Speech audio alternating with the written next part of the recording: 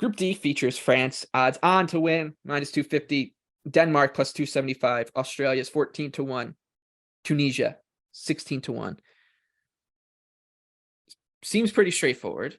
I think Denmark is going to be a tad overvalued just generally in this tournament. I think people fell in love with the Danes for good reason, and they paid off with a good run at the Euros.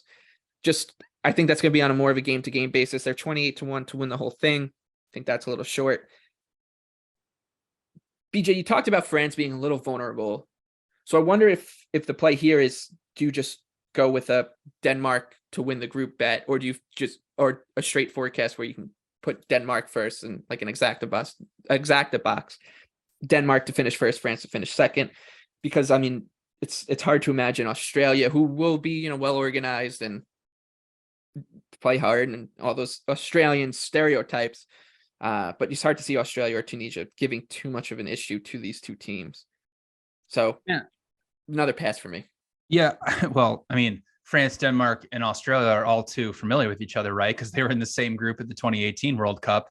And France and Denmark have played twice in the Nations League. Again, I generally say, whatever to the Nations League. But Denmark did beat France twice. And the second match, or the first match, France played a pretty full strength squad. So the thing is, I mean, I love the Danes to win this group, at +275. The reality is that, yes, France has a ton of talent, but the way Deschamps sets up his team, you saw it in the Euros, is they are incredibly passive. They sit back way too much, and they basically they send Mbappe and they send Benzema out on the counter once they win the ball. And that works because they're two of the best attacking players in the world. And that's wonderful. But I mean, this Denmark team, I mean, Anthony's got me just drinking the Kool-Aid here. I mean, they are so well drilled at this point. Like, they've been playing together.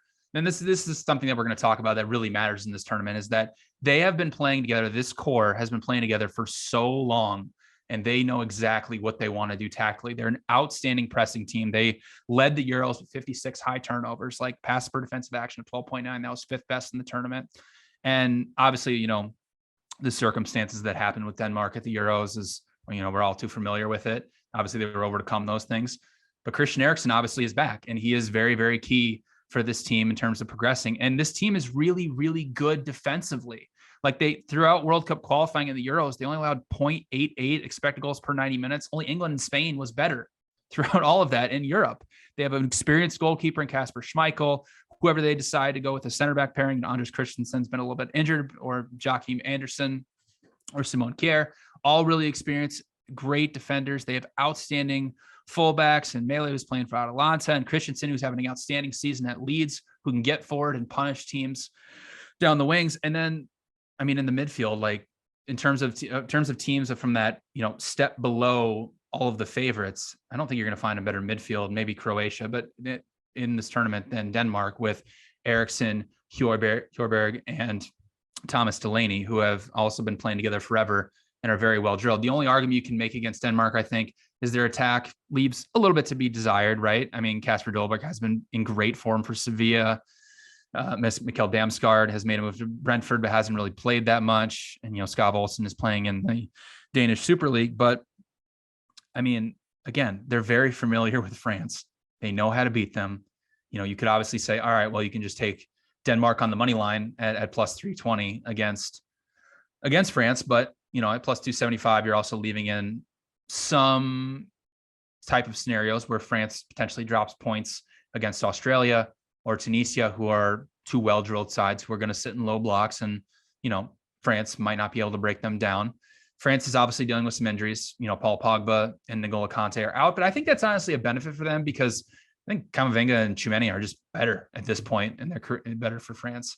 Plus, defensively, we'll see who France decides to go with the center back pairing. Varane, I think it was out there that he is now healthy enough to play in the World Cup, but they obviously have William Saliba, the best defender in the Premier League, and, Koundé and a bunch of different defenders. So France has all the talent in the world. Like, that's not an argument here, but you've seen their results since that 2018 World Cup. Like, they had some questionable results when they were obviously they lost to Switzerland in the round of 16 in the Euros. Like, you look through World Cup qualifying and Euro qualifying, like, they had a couple of bad performances against Turkey. Like, there's just something about this French team that just leaves a lot to be desired. And really, doesn't make me excited to bet them as a favorite here. So I really do like Denmark at plus 275.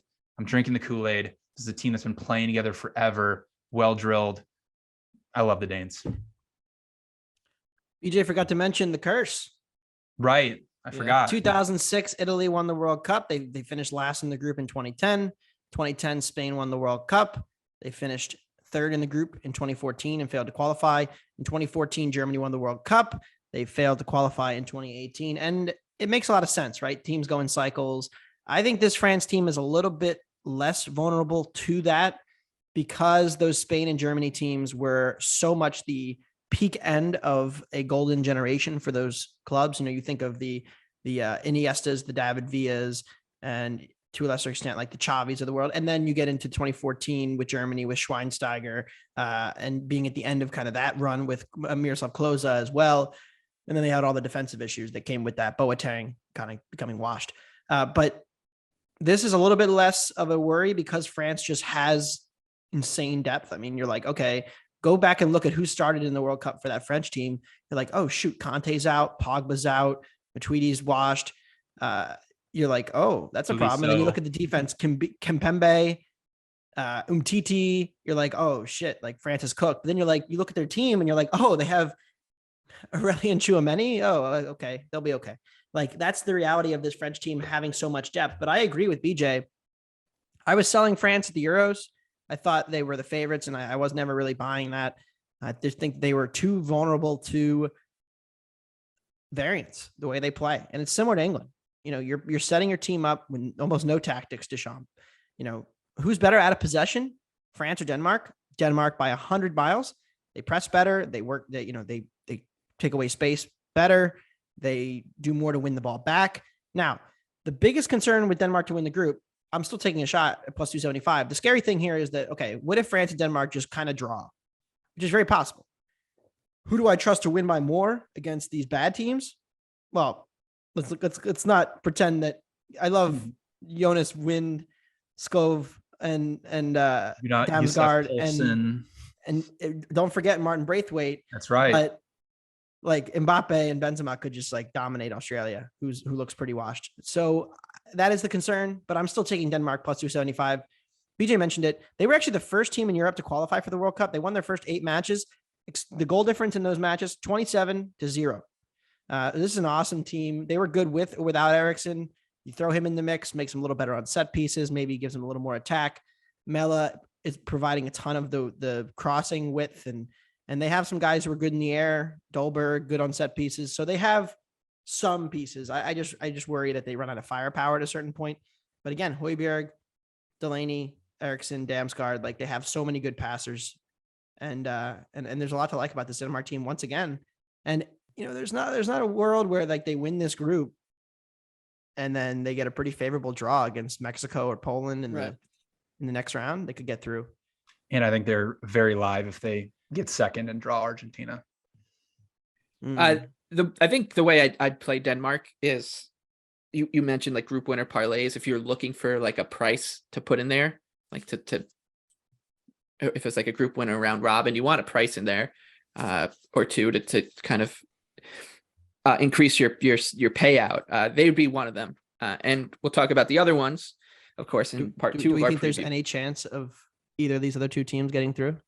Well, I was going to say, make sure to tune into our live show throughout the World Cup, because we'll probably go into more depth with Australia and Tunisia. I think it's going to be better to either fade them or maybe take them on an individual match basis. If I had to bet either of these two teams or anything in this group, I would probably potentially bet Australia to finish last, because they are a little bit more favored to finish last than Tunisia. And I really don't think there's much difference between these two teams, but we'll get into that more on our live show. So make sure to tune in every single. Yeah, Australia's age profile looks concerning. And Tunisia, it does have like good defensive players. Like, Shaqiri is like one of the best, like pressing, like engine room midfielders in the Bundesliga. Like he could just completely dominate the match against Australia. And then, you're looking at Australia finishing bottom. But I will say that Australia gave France a heck of a run at the last World Cup. And if you look at the expected goals, it was actually pretty even. But again, like Anthony said, the age profile for Australia, it's just not there. Like they just don't have that much talent.